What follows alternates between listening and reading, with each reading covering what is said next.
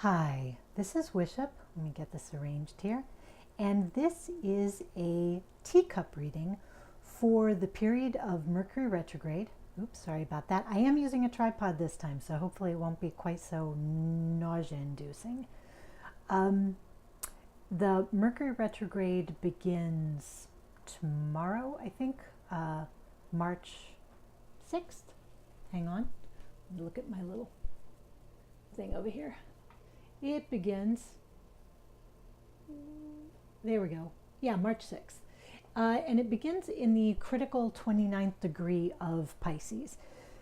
And it's going to run, as it usually does, around 3 weeks or so through the end of March. But it's going to be in its shadow period until the middle of April.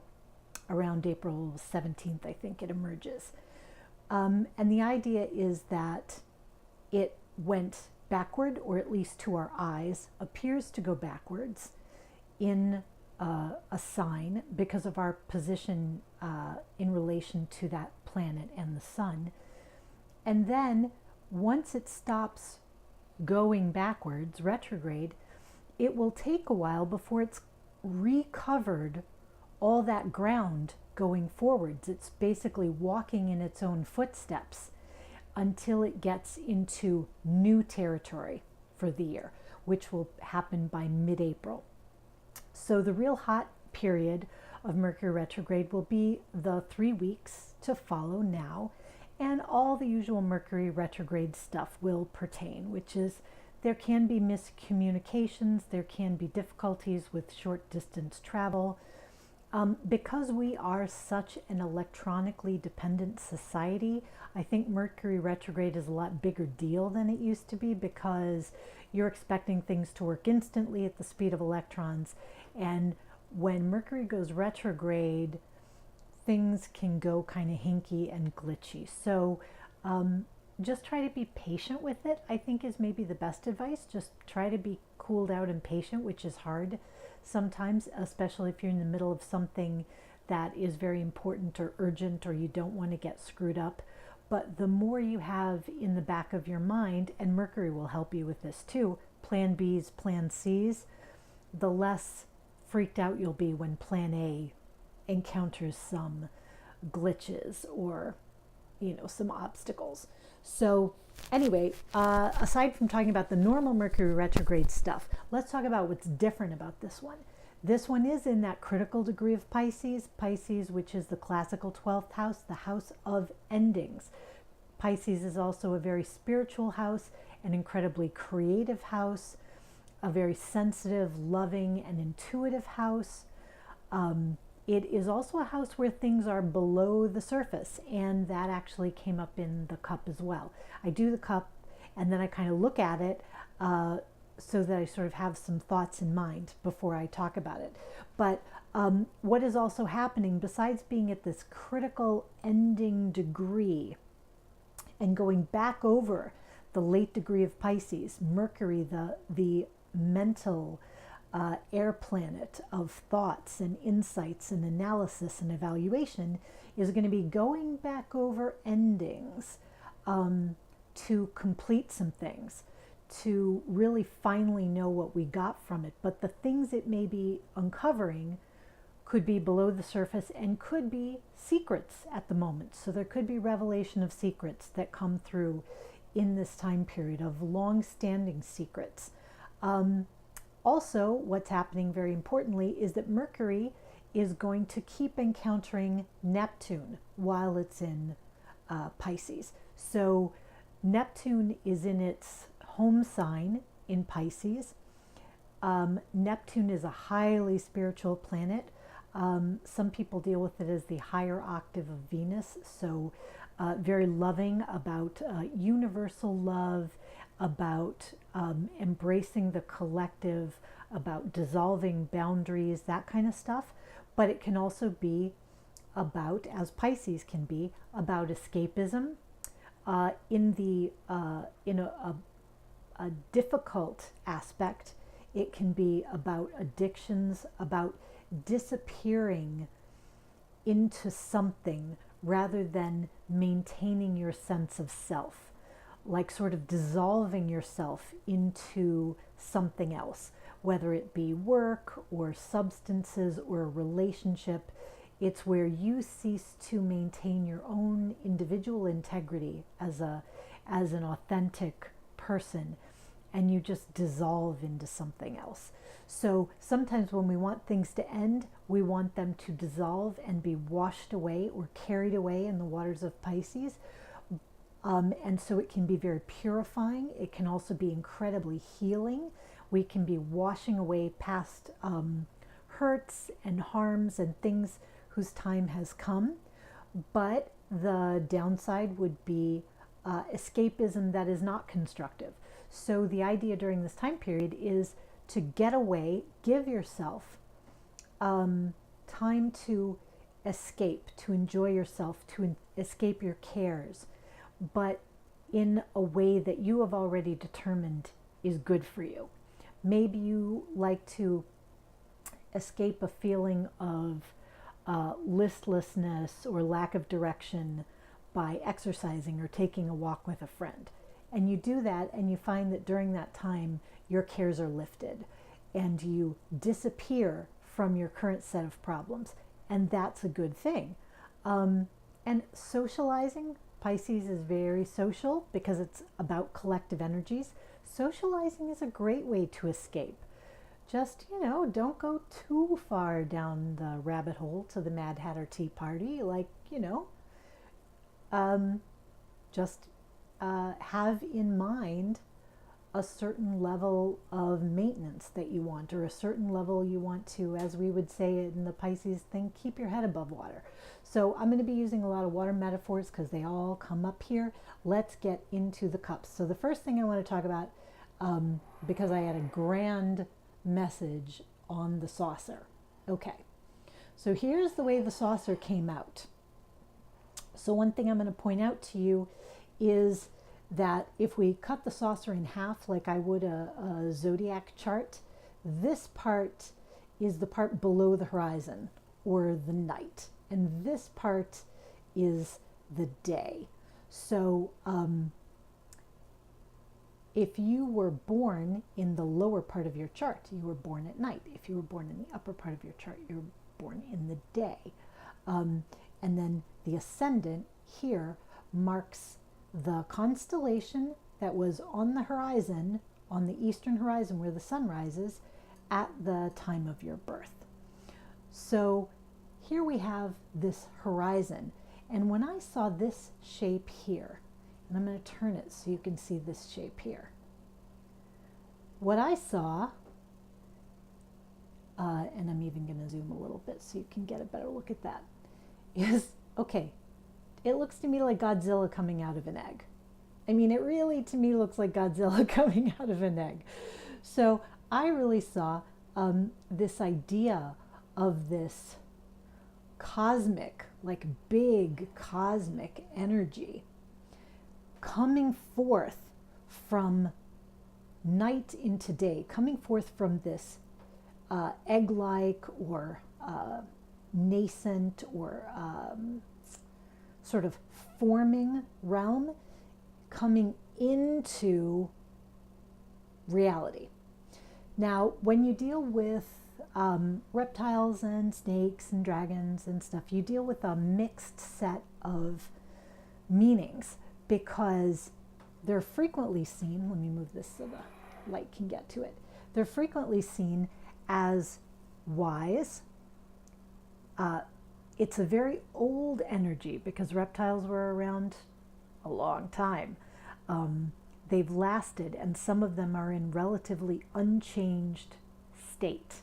So we look at them as having the wisdom of age. They come from way back when, and something that looks like Godzilla or a dinosaur certainly qualifies, right? It's got old energy. So what does it mean? We have this old, powerful energy of the past, which is coming into fruition. And we sort of sweep around here, and then we have this cluster of leaves over here. And so I sort of feel like, okay, we're entering this cycle where something from the past, but something very powerful is being birthed anew. So it could be a new version. Godzilla was the villain in a lot of the stories, and now he's the hero. There is something like that in the way that we deal with symbolic images of reptiles and snakes. Dragons can be royal, good luck. They can represent power. Snakes can represent wisdom and healing, the healing arts.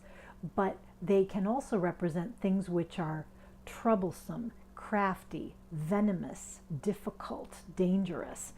So this is that idea which I've come up with before over the past probably quarter year about power being, it's that double-edged sword, right? You need enough power to get done big things, but that power itself can mean that you run over the top of people that you shouldn't, that you cause unintended consequences. But does that mean that you won't try anything for fear of doing the wrong thing? Or does it mean you should try to do the best you can? That is a real kind of human question. And you may find if you ran boldly into things in the past and created lots of havoc behind you, that the challenge for you during this Mercury retrograde is to evaluate those situations and go, oh, how do I move forward more considerately so I do not destroy the Japanese city? But you may say, if you've been maybe too shy to use your power or to stand forward, that what's being birthed is a new opportunity for heroism, to be your own hero. So this can go both ways, just like the imagery of reptiles and snakes and dragons do.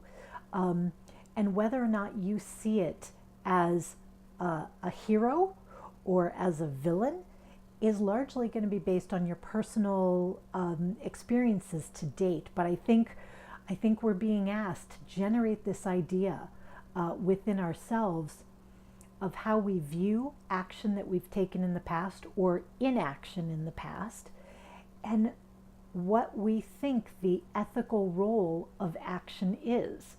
How do we take action in an ethical way, and how do we use power in an ethical way? And I just, I know I've said that in other videos, but it's because it kind of keeps coming up for the past probably 4 or 6 months. And really that's not unusual because eclipse seasons tend to run 6 months. So a lot of times, like we had the eclipse in Leo, which in 2018, a big one, and that it asks questions about power and leadership. And we're kind of still dealing with some of those. But let's deal with the spiritual embodiment. There is a lot of ancient wisdom coming forward, and you can tap into it. And that may change the way that you want to deal with power or exhibit your own power in the world once you have this download, you could say, of wisdom. And I don't just see it as a download. I also see it as a connection point. So let's get to the cup here. This cup is the now. And I have this like thick rim of leaves, not up near the top where things are urgent, and there are a few in the bottom which can be obstacles, so I'm going to talk about that. But this thick row of leaves, I just wanted to call a hedge. And then I realized I was seeing things that looked to me like the shape of flying witches and fairies. Like, can you see this little one? Maybe I can kind of swell up on it. It gets hard because a lot of this stuff is pretty abstract, but look at this little one. To me, that looked like a fairy, and this one here looked like a witch to me, and it looked like we had this company, this flying company below the surface because they're in a lower part of the cup, but this flow, this energetic current of magical and spiritual energy that you could maybe get in line with or make contact with. One thing I want to talk about, which is fairly immediate in the now, because it's near the handle of the cup. See, okay, so this was a very important section to me. Let me see if I can get zoomed in on it in focus. Okay. All right. So when I first saw this shape, it reminded me of an open mouth, like a kiss. And then it looked like two sides of a parentheses. And then it looked like a pear. And I saw this dot here, which made me think of fortune and this little duck above it. And ducks tend to mean fortune and good things too. And here's this little sort of curling over figure, which I saw as sort of an observing figure, or like a little, angel or fairy or someone sort of up above. So you can think of this as a little bit of a modified two cups figure with a duck overhead instead of a lion. But for me, there was the idea that there is some kind of partnership being offered here and being blessed. And it could be a business partnership, but it could be a romantic partnership, because this did look to me like a kiss. If you look at it this way, to me it looked like a kissing mouth too. And there's the idea that like something divine is being offered it, or reflected to it, or poured out onto it, that little bit of fairy dust. And that is something happening right now.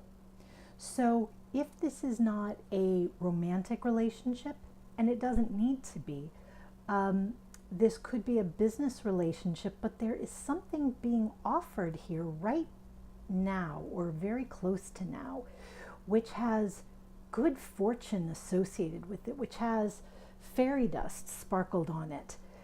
And during this time of spiritual awakening, it really is a good time to be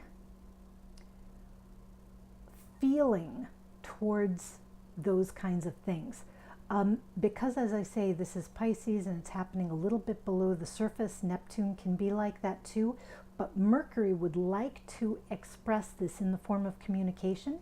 You might think about offering yourself opportunities to kind of channel what this might mean to you. Do you see this? This one also looks like an angel to me, like they're leaning toward this little scene, like they're listening towards it to hear what's going to happen.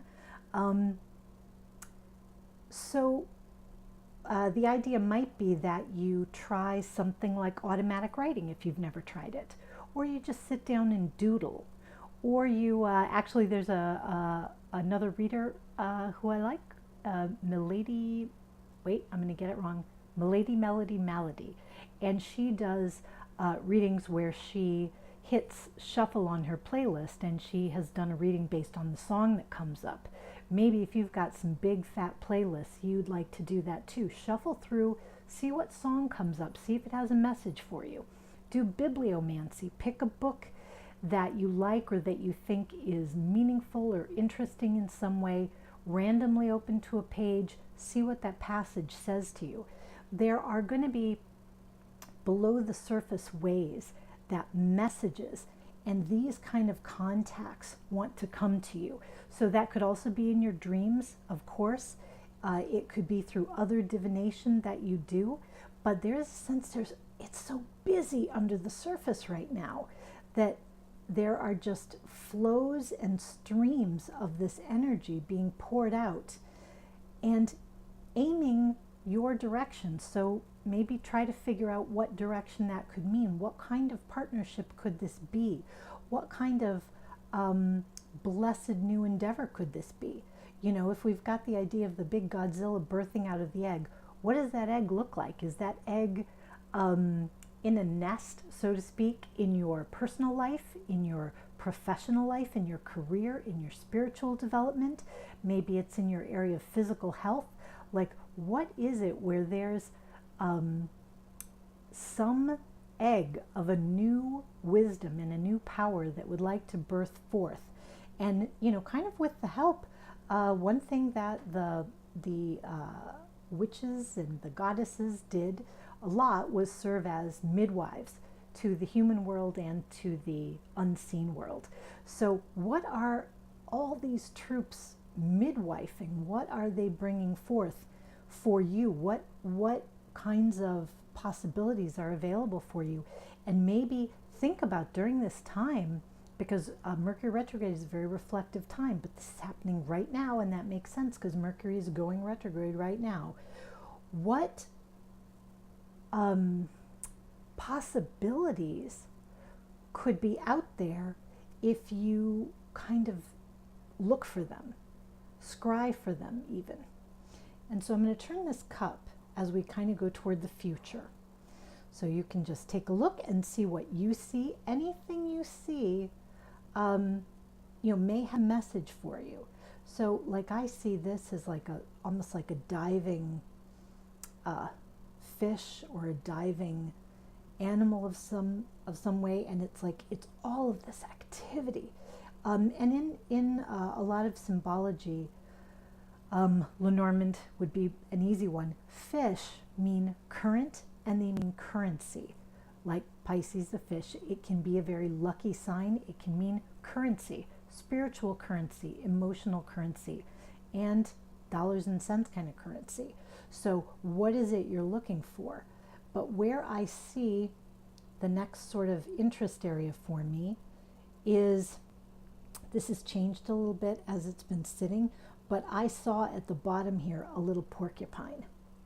And I also see here a little feathered quill and ink pot. So I think about the fact that porcupines have quills, and this is a quill and an ink pot to me. And I think that because both of those have to do, it has to do with expression, right? But the porcupine, when it feels threatened or upset, you know, that's when the quills, when the spikes come out. So what I foresee in terms of an obstacle here, if we identify obstacles, is that these feelings or this situation that you're going to be going through could be threatening in some way. Maybe threatening might not be the right word.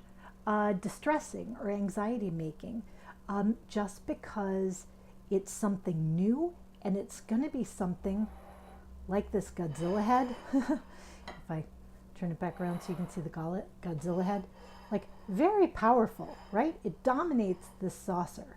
It's very powerful, and that can be enough, even if it's a good thing, to kind of put you on your guard.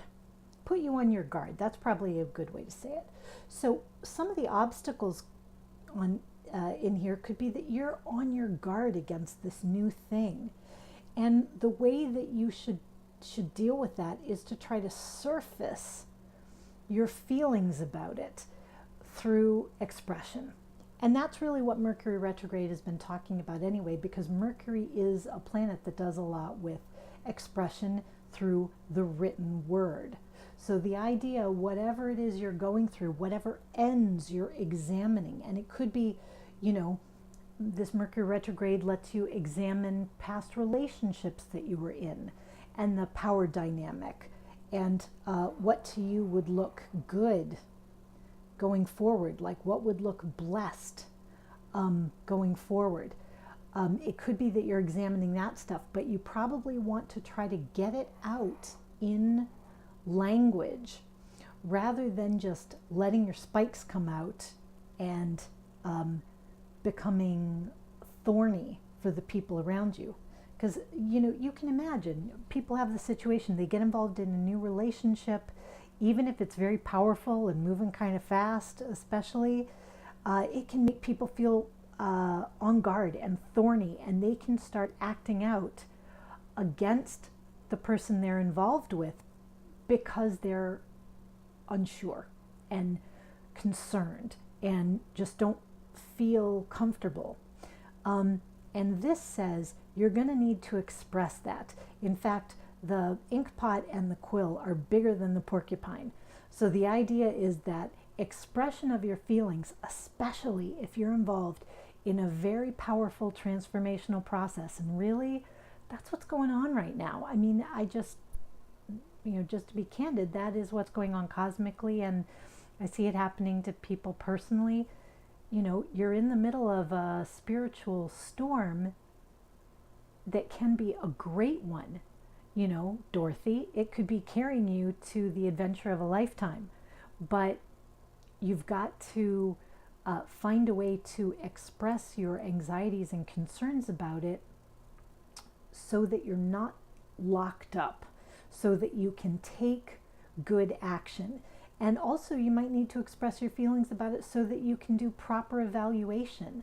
Again, mercurial, like you want to assess, you want to evaluate, you want to use your critical thinking skills here, even though there's going to be a lot of emotion, a lot of empathy, a lot of spirit flowing.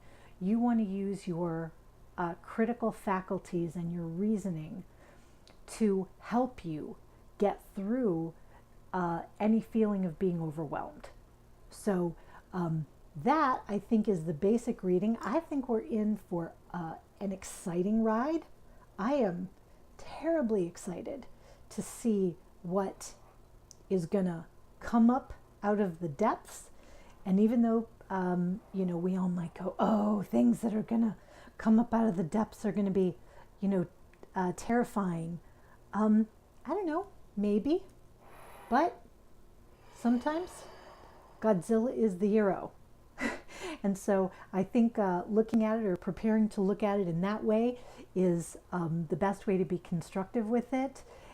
And you want to find within yourself the best ways to let your subconscious bubble up in creative activity, in poetry, in spiritual work, in meditation, in physical activity, in just taking some breaks for a little bit of escapist fun, so that you can be fully present at the time when the big downloads come. When the fairies are flying past your window, you don't want to miss it because your circuits are already burned out and overloaded. So take good care of yourself, but be alert for miracles, be alert for magic, because I think it's flying thick and fast right now. Anyway, that's what I've got, and thanks so much for stopping in, and until next time. And I will do a card reading for the new moon, so that will be coming up in the next day or two. But until next time, rock on with your bad selves.